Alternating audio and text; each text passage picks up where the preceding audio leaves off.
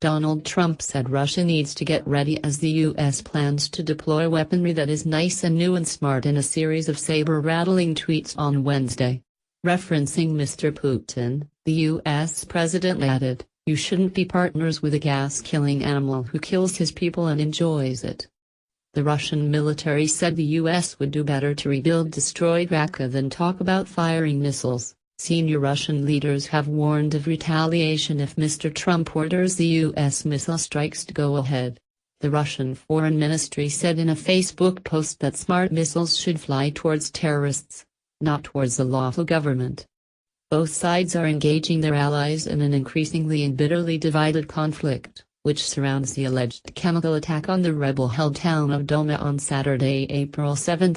Syrian President Bashar al-Assad's government has so far denied responsibility for the assault near Damascus that killed more than 70 people, including many children, who backs U.S. military action against Assad. Theresa May said today all the indications are that the Syrian regime was responsible for the Douma attack and pledged to continue with the UK's closest allies against the dictatorship. Getty News of Russia, who backs Putin and who backs Trump. Britain has joined forces with the US and France and are believed to be preparing for a joint military strike, as reported by the BBC. But Mrs. May has yet to officially confirm or deny if the UK will be directly involved. Australia has also vowed to back targeted US strikes, the country's Foreign Minister Julie Bishop said.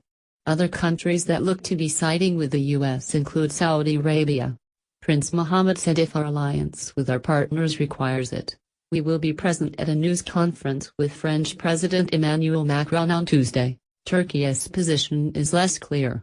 Despite its strong stance against the Assad regime, Turkish President Tayyip Erdogan backs Syrian rebels but is said to be cooperating with both Russian and Iran to minimize violence in the country. Mr. Erdogan told reporters yesterday, "When the time comes, we will give Afrin, Syrian district, to the people of Afrin personally, but the timing of this is up to us. We will determine it, not Mr. Lavrov," referencing comments from Russia's foreign minister, Sergei Lavrov. Which countries support Russia and Assad? Russia and Iran are the main supporters of Syrians' pro-government forces. Getty News of Russia.